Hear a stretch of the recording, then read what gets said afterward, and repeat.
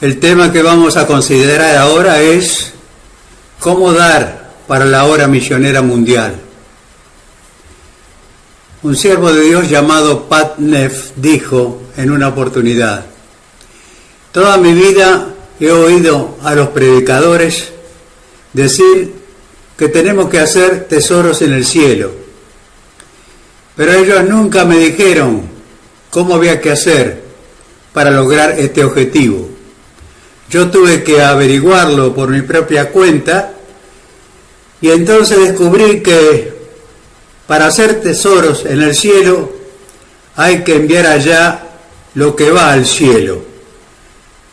Por eso el ganado, las tierras, el dinero, las casas que tenemos, los automóviles, las acciones, el petróleo, cosas como estas no van al cielo. Por lo tanto, si mis tesoros han de ir a ese lugar, debo de ponerlos a trabajar en la potente empresa de redimir almas que serán aptas para el cielo. Algo parecido decía el doctor Oswald Smith cuando afirmaba: no puede usted llevar nada consigo al cielo, no puede llevar nada consigo a la eternidad, pero sí puede enviarlo anticipadamente y puede hacer tesoros en el cielo, enviando ofrendas para sostener misioneros que serán acreditadas para usted en el cielo. En un sentido general podemos decir que toda la Biblia enseña acerca de cómo ofrendar. El apóstol Pablo en 2 Corintios hizo un paréntesis en la consideración del tema que estaba tratando, a fin de alentar a los lectores de la iglesia de Corintios, a los miembros de la iglesia de Corintios, a dar abundantemente una ofrenda que estaban reuniendo para los cristianos de Jerusalén, que estaban pasando por una crisis muy profunda, y lo brindó todo eso en los capítulos 8 y 9 de 2 Corintios, parte de la carta que bien podría denominarse un cursillo sobre la gracia de dar. De las numerosas enseñanzas que surgen de esas consideraciones del apóstol Pablo, la primera y muy importante es que la capacidad y la posibilidad de dar para la obra misionera es muy importante y es una capacidad que el apóstol llama una gracia que Dios nos concede. La palabra gracia tiene varios significados en la Escritura, pero en este caso se refiere a ese poder, a esa capacidad, a ese privilegio que Dios nos concede para dar. Él podría haber llevado a cabo su plan de salvación sin nuestro servicio, sin nuestras oraciones, sin nuestras ofrendas, sin nada que podamos aportar. Si así no lo hubiera hecho o no lo fuera, si no fuera capaz de hacerlo así, no sería todopoderoso. Pero eligió usarnos como asociados, como colaboradores, como instrumentos. ¡Qué condescendencia tan grande Él ha tenido para con nosotros! ¡Qué privilegio tremendo nos ha concedido participar con Él en la evangelización del mundo! Otra verdad que se desprende de este pasaje es que el dar debe estar precedido por la entrega total de nuestra vida a Dios. Dice en una parte acerca de los macedonios: asimismo se dieron primeramente al Señor y después a nosotros por la voluntad de Dios. Si el amor de Cristo, mostrado en la cruz, cuando se entregó por nosotros para salvarnos, no nos impulsa a rendirle totalmente nuestro ser y vivir para Él, podemos decir que nuestra comprensión del Calvario es muy superficial y consecuentemente nuestro servicio y ofrendas también lo será. Es por eso que Pablo no vacila en levantar ante los ojos de los corintios el ejemplo de Cristo y les dice que Él, por amor a nosotros, siendo rico, se hizo pobre, para que nosotros, por medio de su pobreza, fuésemos enriquecidos. Señala también que la participación del Hijo de Dios en las ofrendas es como un termómetro que pone en evidencia y prueba la sinceridad del amor que manifestamos tener para con Dios y también para con los perdidos. Por lo tanto, les exhorta a crecer, abundar y desarrollar la gracia de dar. Hagámonos algunas preguntas. ¿Cómo y cuánto queremos dar? Y contestemos sinceramente. ¿Queremos dar poco o mucho? Vaya pregunta, dirán ustedes, ¿no es cierto? Pero ¿no es cierto que en muchos casos damos lo menos posible? Algo así como para cumplir, como para conformar nuestra conciencia. ¿Queremos dar esporádicamente o regularmente? Las Escrituras nos enseñan a dar cada primer día de la semana, es decir, con cierta periodicidad. Pero muchas ofrendas para las misiones son apenas ocasionales. En numerosos casos, solo cuando se recibe la visita y exhortación de un misionero, la Iglesia hace una ofrenda para este propósito. ¿Queremos dar con tristeza o con entusiasmo? Una cosa es dar porque no podemos evitarlo, como quien paga un impuesto, y otra muy distinta es dar para un fondo cuya finalidad es evangelizar una tribu o un pueblo olvidado y que por tal esfuerzo nos va generando un santo entusiasmo y queremos dar cada vez más. Finalmente, ¿queremos dar de manera que participen todos o solamente algunos de los miembros de la Iglesia?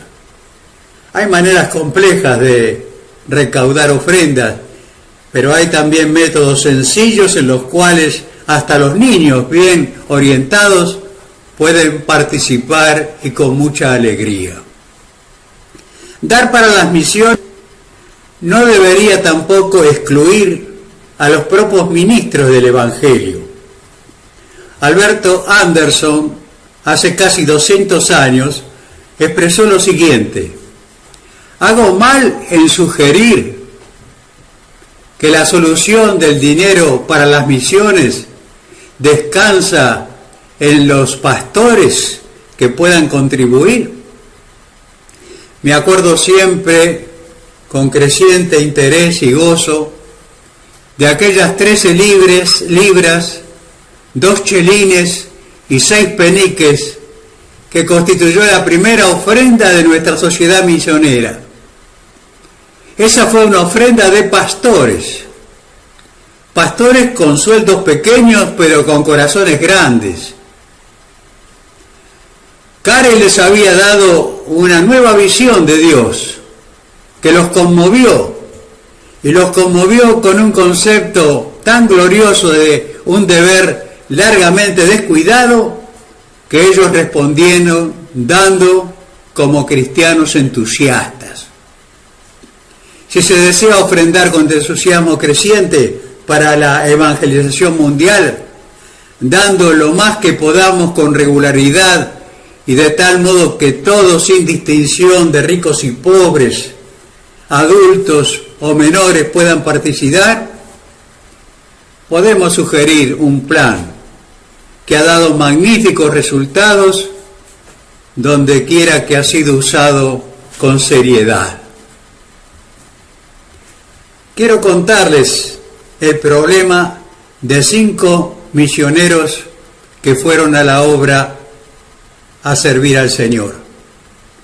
En un libro que me hizo ver la importancia y la prioridad de la obra misionera, el autor contaba acerca de una agencia que disponía de 5 jóvenes que fueron llamados a la obra misionera pero no tenían recursos para que la agencia los sostuviera.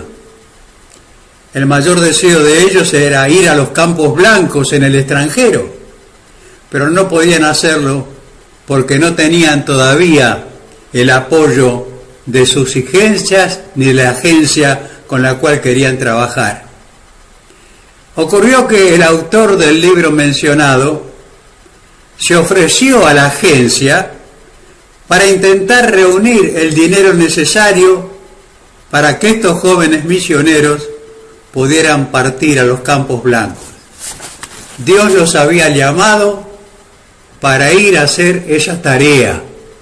Ellos estaban dispuestos y entonces sucedió algo que podemos señalar como una gran victoria. ¿Cómo hizo este pastor para lograr el sostén de estos misioneros? Dice en su libro que él organizó una conferencia misionera en su iglesia.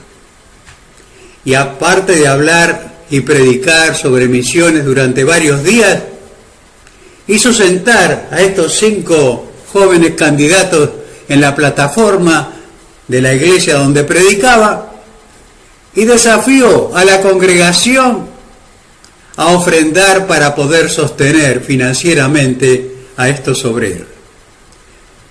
La iglesia respondió al desafío y en esa primera conferencia se presentaron promesas de fe que mensualmente cubrieron el sostén de los 5 necesitados misioneros que entonces salieron para servir a Dios a donde Él los había llamado. En años siguientes aumentó el desafío a sostener 10 misioneras y también lo logró. Luego el número creció a 20, más adelante 50, luego 100, 200 y más.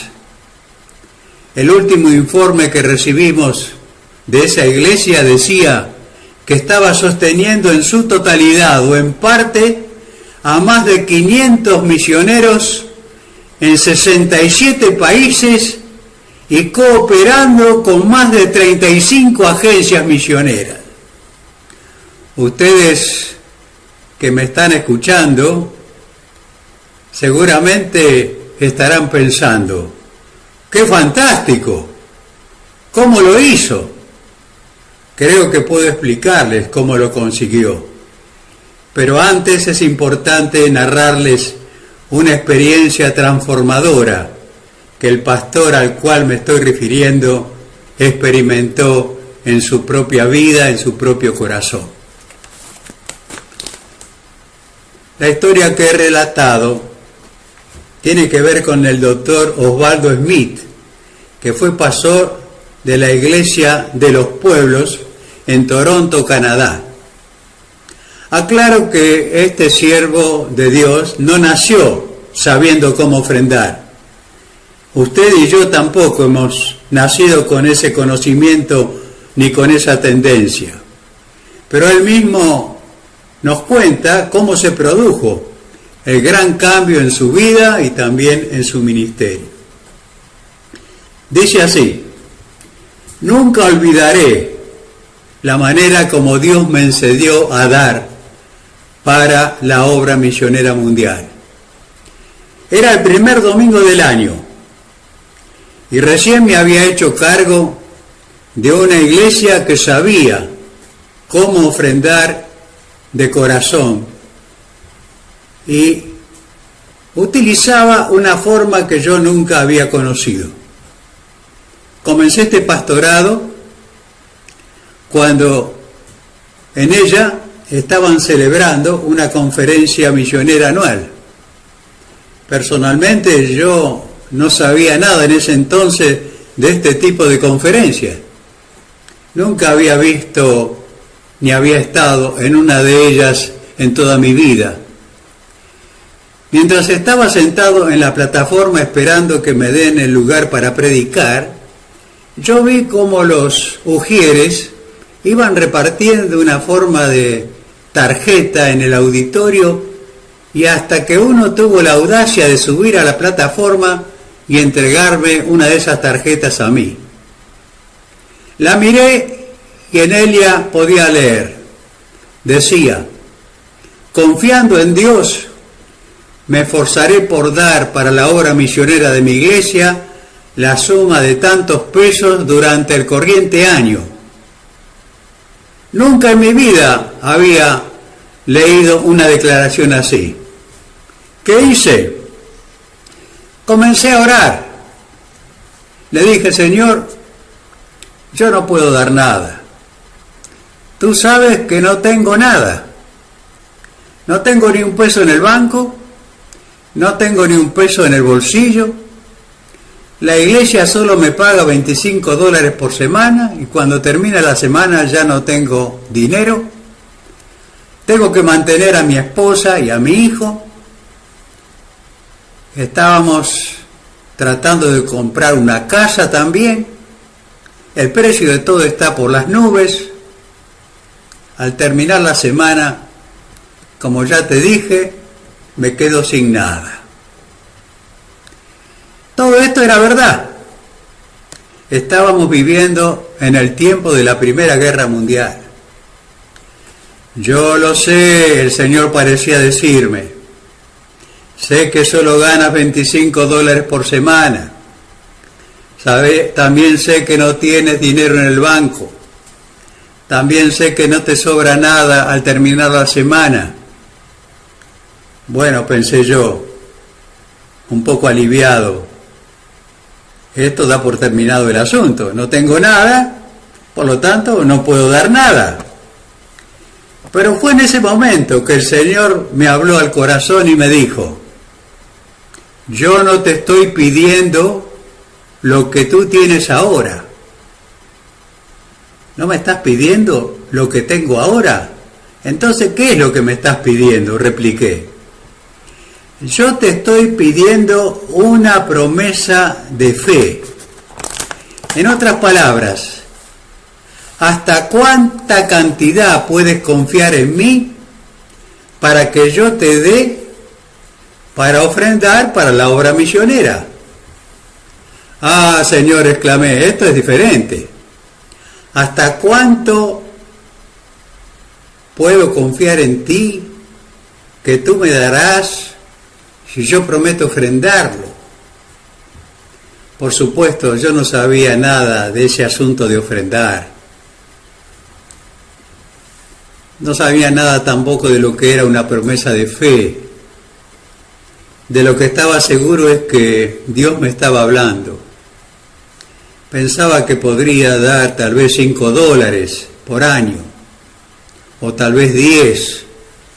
Una vez en una iglesia, en una petición de ofrenda, había dado $3. Nunca había dado más que 5. Temblaba mientras oraba y esperaba la respuesta. Seguía orando: Señor, ¿cuánto puedo dar? De repente vino la respuesta: yo no les voy a pedir que crean que Dios me habló en voz audible, pero bien podría haberlo hecho, porque la sensación que recibí fue tan fuerte y tan clara como si Él me hubiera hablado a viva voz en mi oído. Cuando, con los ojos cerrados, casi sin darme cuenta que estaba delante de la congregación, escuchaba la voz de Dios y preguntaba: ¿cuánto puedo dar, Señor? ¿Cuánto debo dar? De repente me contestó diciendo: me gustaría que ofrendes $50. ¿$50? Exclamé. ¿Cómo? ¿Por qué, Señor? No puede ser. Esta suma equivale a 2 semanas de sueldo. ¿Cómo podría yo jamás juntar $50 para ofrendarlos para la obra misionera? Nunca he visto todos esos billetes juntos en ninguna oportunidad. Pero una y otra vez el Señor seguía insistiendo. Insistía con la misma cantidad: $50. Y como ya dije, esto para mí era tan claro que si me lo hubiera dicho al oído, no hubiera sido tan fuerte para mí. Mi mano temblaba cuando firmaba la tarjeta y escribía mi nombre y dirección y la cantidad que él me había indicado. $50. $50. ¿Cómo hice para ofrendar esa cantidad? Hasta el día de hoy no lo sé. Lo que sí sé es que cada mes oraba por aquellos $4 y monedas que multiplicados por 12 sumarían los $50 anuales, y cada mes, de alguna forma o de otra, el Señor me los proveía, y que al fin del año había dado los $50 prometidos. ¿Cómo desearía poder transmitirles el gozo que sentí mes tras mes al orar por la cantidad prometida? Recibí la bendición más grande de mi vida. Yo había confiado en Dios por cierta cantidad y Él me la había suplido. Tan grande fue la bendición que al año siguiente, en la otra conferencia misionera, dupliqué la cantidad y prometí dar $100. Al otro año la dupliqué otra vez y di 200. Al año siguiente nuevamente di el doble y di 400. Y así, por más de 30 años, he enviado miles de dólares al Banco del Cielo para sostener misioneros. Si yo hubiera esperado hasta haber tenido dinero, tal vez nunca habría dado, porque tal vez nunca lo habría recibido. Pero prometí dar cuando no tenía. Hice una promesa de fe.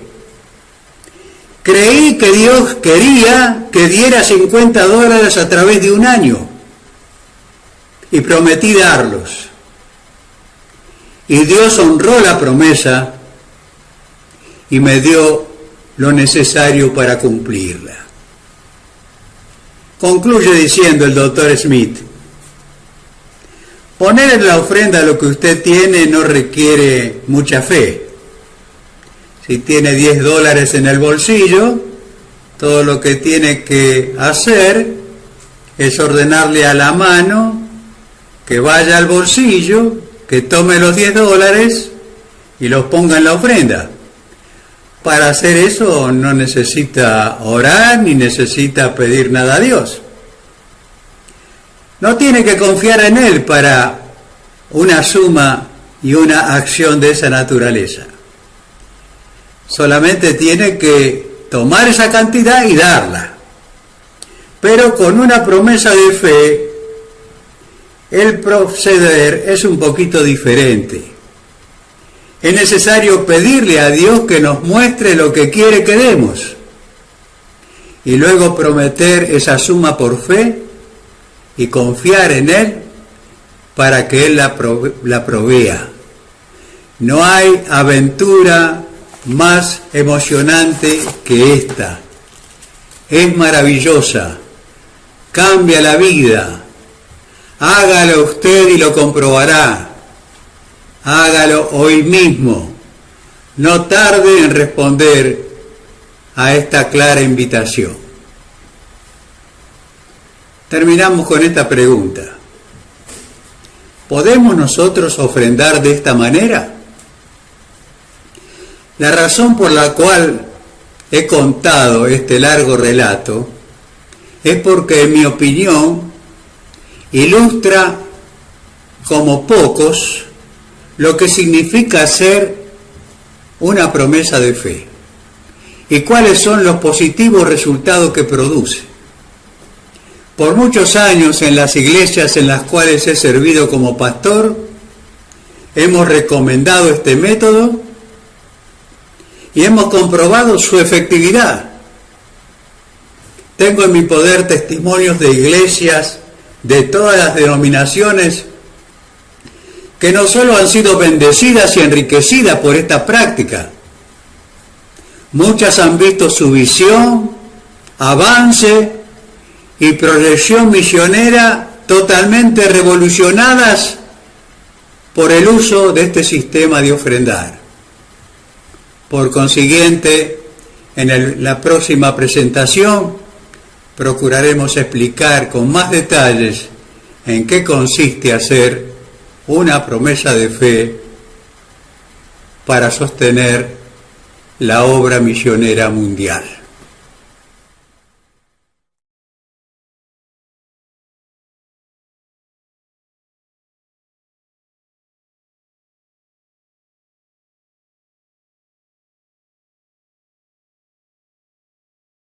Hace algo más de 50 años, por la bendición y la gracia de Dios, hice mi primera promesa de fe y la he renovado y aumentado prácticamente cada año durante todo este tiempo.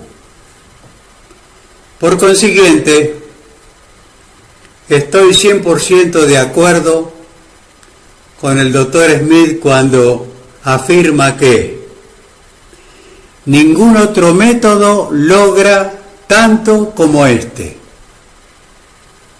Él afirma: cualquier iglesia que celebre una conferencia misionera anual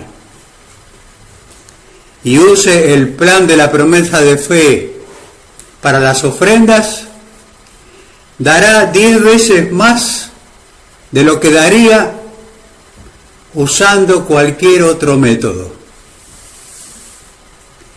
Por eso me propongo a continuación mostrarles cómo hacer una promesa de fe, por supuesto, en el transcurso de una conferencia misionera. El dinámico pastor y líder misionero Edison Queiroz ha dicho: la promesa de fe es un compromiso voluntario que un creyente hace con Dios de contribuir mensualmente durante un año para el proyecto de la Iglesia de llevar el Evangelio a todo el mundo. El doctor Pablo Smith nos muestra la otra cara de la moneda con esta franca y sincera confesión. Dice: nosotros esperamos que los jóvenes de nuestras iglesias entreguen sus vidas a Dios para servir en los campos misioneros del mundo. Pero la mayoría de nosotros no estamos dispuestos a entregar nuestra billetera o nuestra cuenta bancaria para sostenerlos en esa peligrosa tarea. Es un hecho comprobado que distintas iglesias utilizan diferentes métodos para ofrendar para misiones.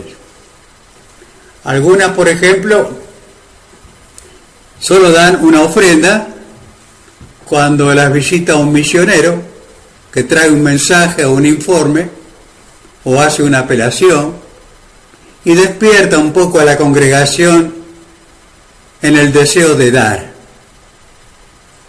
Otras iglesias designan por medio de un porcentaje fijo de las entradas totales lo que quieren dar, lo cual por un lado es importante, pues quiere decir que las misiones figuran con una parte en el presupuesto total, pero se ha objetado que ofrendar para las misiones sobre una base matemática no inspira mucho al dador y hace perder muchas bendiciones. Otros han dicho que las misiones son demasiado grandes para que figuren solo como un ítem en una lista de gastos, de entradas y salidas que se lleva la mayor parte de lo recaudado.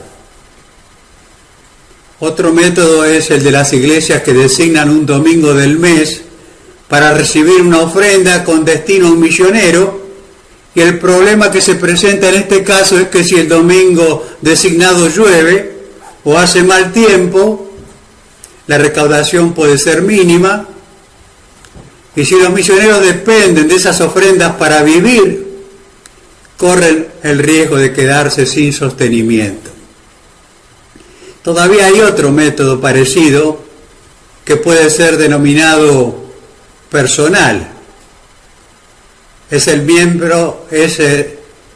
el miembro de la iglesia recibe un sobre para las ofrendas normales, en el cual hay una línea que dice misiones, y cada uno decide y pone lo que desea dar para tal fin. Evidentemente, este método no unifica esfuerzos, no se propone alcanzar metas y también es pobre en motivación. Hay un método mejor. Como se ha podido apreciar en el capítulo anterior, hay otra manera de ofrendar que reúne los mejores elementos de los métodos que hemos mencionado, que ha sido usado por muchas iglesias en los últimos 80 años y ha dado excelentes resultados en los lugares donde se le ha utilizado con seriedad. Algunos atribuyen su origen al Dr. Simpson, fundador de la Alianza Cristiana y Misionera, pero hay quien afirma que Simpson creía que el verdadero autor era el propio apóstol Pablo, pues él se daba cuenta que algunas expresiones de 2 Corintios 8 y 9 tenían que ver con una promesa dada con anticipación.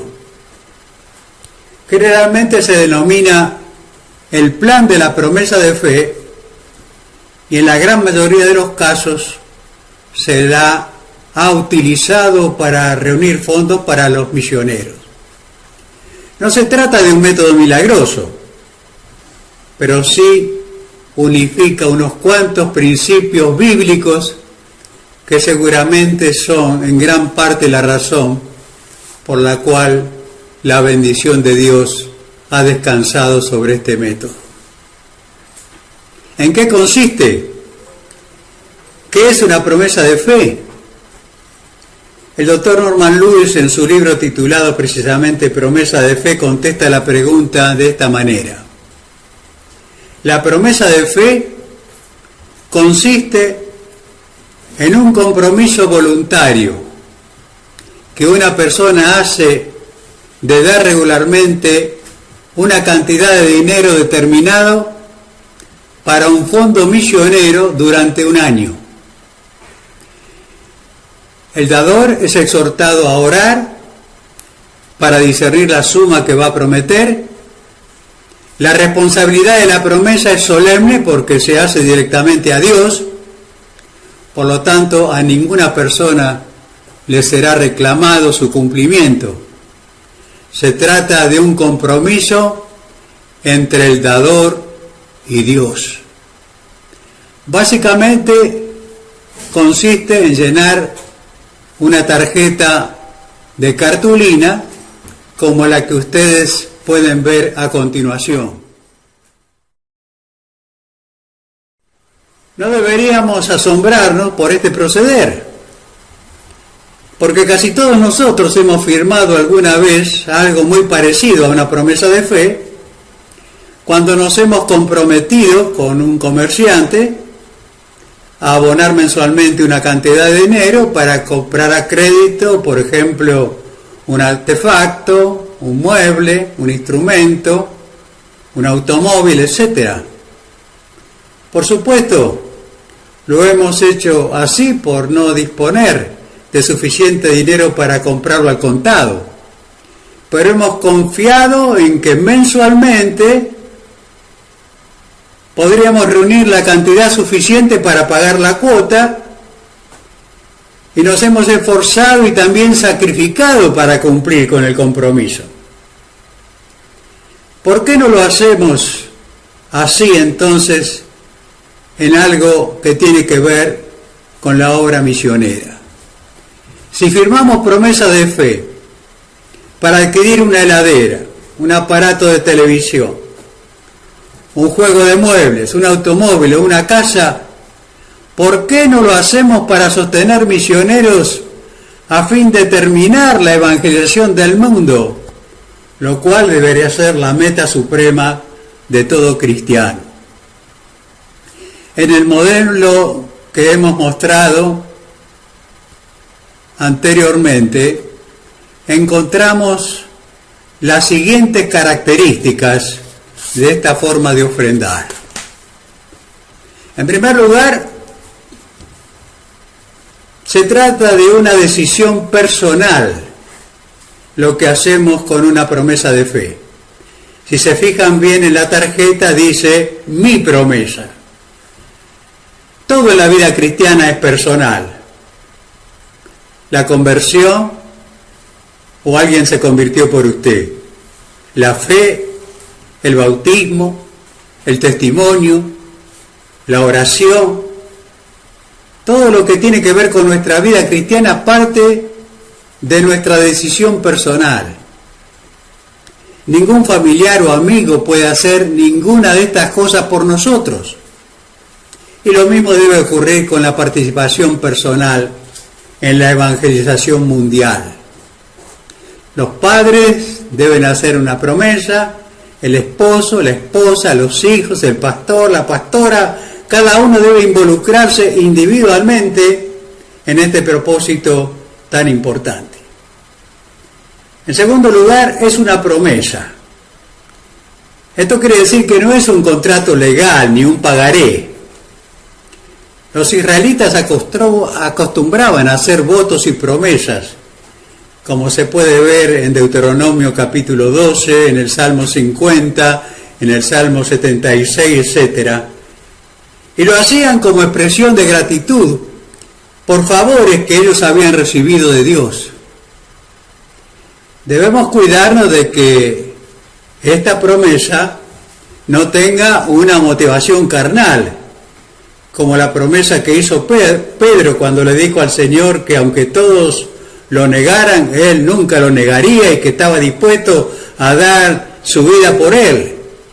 Evidentemente estaba confiando en su propio yo egoísta. Pero prometer lo que Dios quiere que hagamos, confiando en Él, sin duda es un proceder que le agradará y que sin duda recibirá su bendición. Otra característica es que esta es una promesa de fe. Jesús dijo, tened fe en Dios. Debemos de confiar en Él para cada cosa que hacemos. Debo pensar no solo en cuánto daré de lo que tengo, sino también puedo llegar a pensar en cuánto puedo atreverme a creer que Dios puede darme para este sagrado propósito. Cuando estamos dependiendo de Dios y Él inspira la fe por medio de su palabra, por alguna promesa o por alguna circunstancia, nadie puede anticipar cuál es el límite o el horizonte de la fe.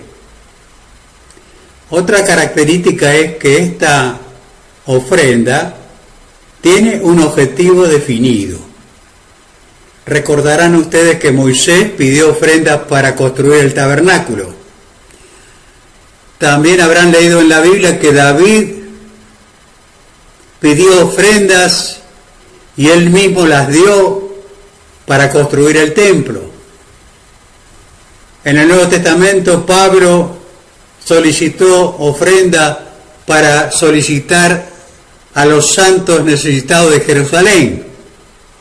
Y en nuestro tiempo también a veces el tesorero o el pastor exhortan al pueblo de Dios a dar un poquito más para cubrir el presupuesto de la iglesia.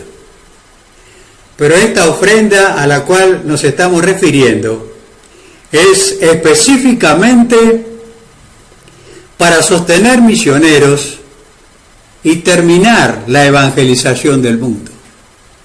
Otro detalle es que esta ofrenda es para el Señor. Él es el Señor de la mies.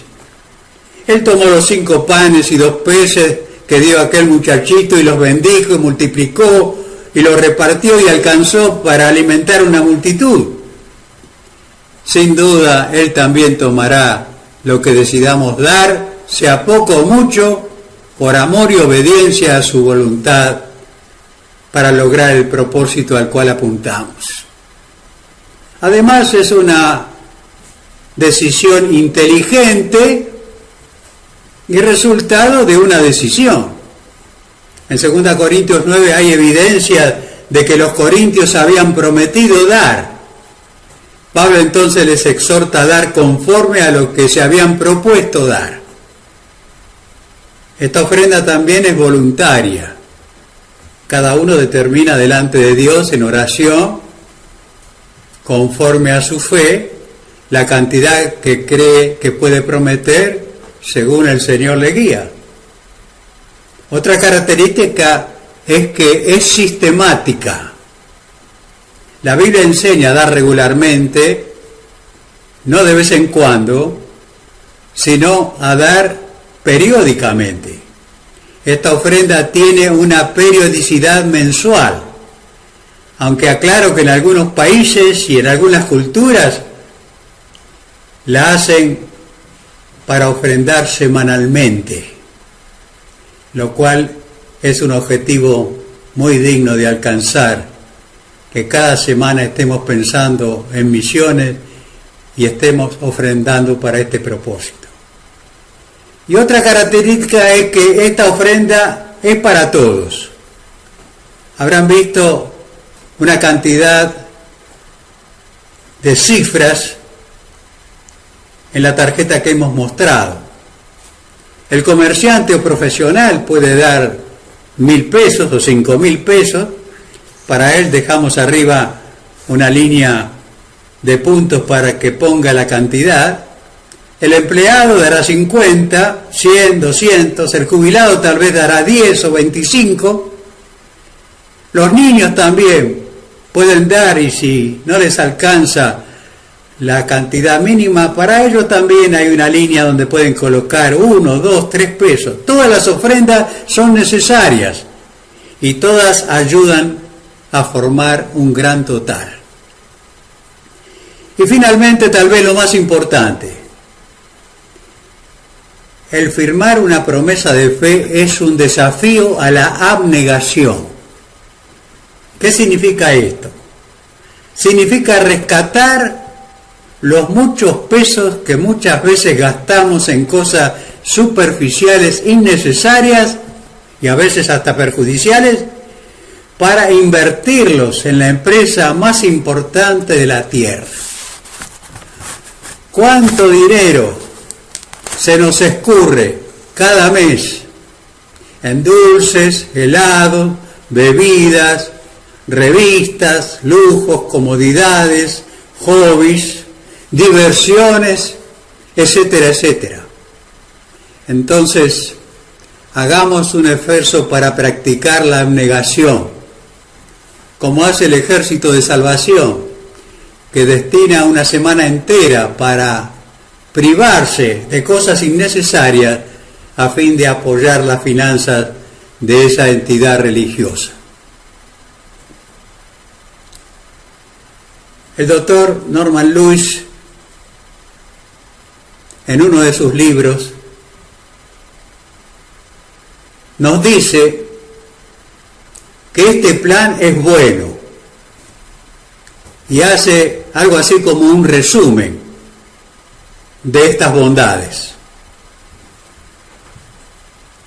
Escuchen lo que él dice. En primer lugar, el plan de la promesa de fe es bueno para la iglesia. ¿Por qué? Porque termina con el cansador y a veces ofensivo sistema de rogar para que la gente dé más para las misiones. Alienta el esfuerzo unido de la congregación y proporciona una base para planear con anticipación los compromisos misioneros que asumirá la iglesia. Puedo aportar mi propia experiencia y afirmar que una iglesia normal seguramente dará lo que promete y muchas veces mucho más. En segundo lugar, el plan es bueno para el cristiano individualmente. ¿Por qué?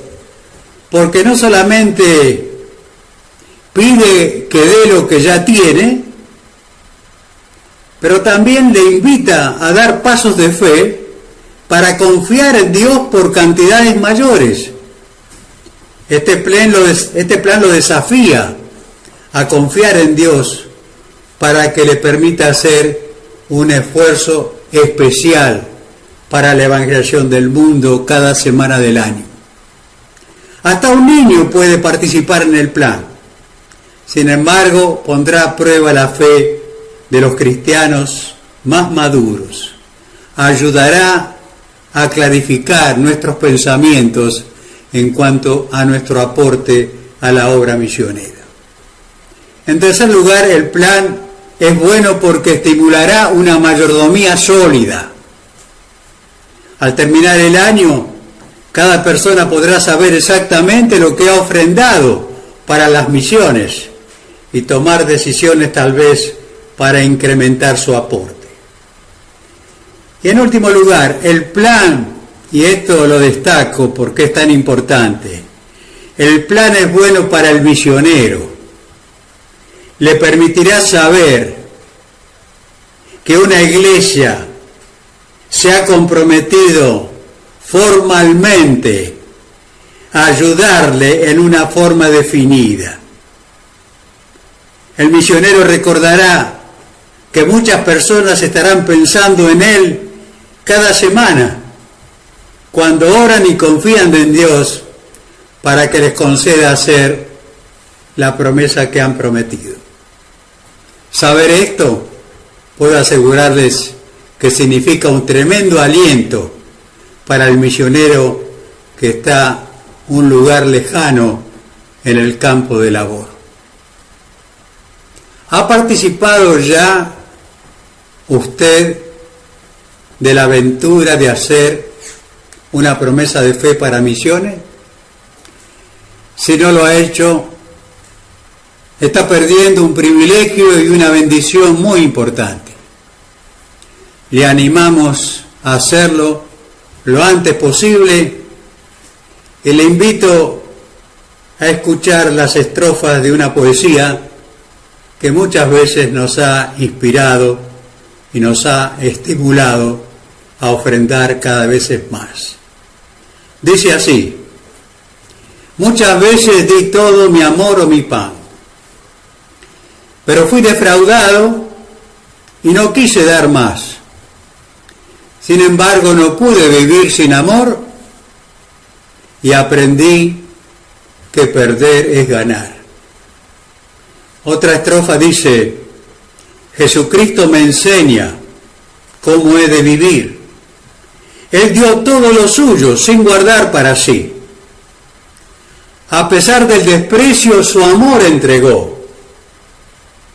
En la cruz, el perdón me alcanzó. Y el coro termina con una oración y un deseo muy profundo e intenso. Dice: quiero vivir como Cristo lo exige de mí. Y voy a dar aunque no tenga más para dar. Voy a entregar hasta mi última gota de amor, pues no quiero defraudar al Señor.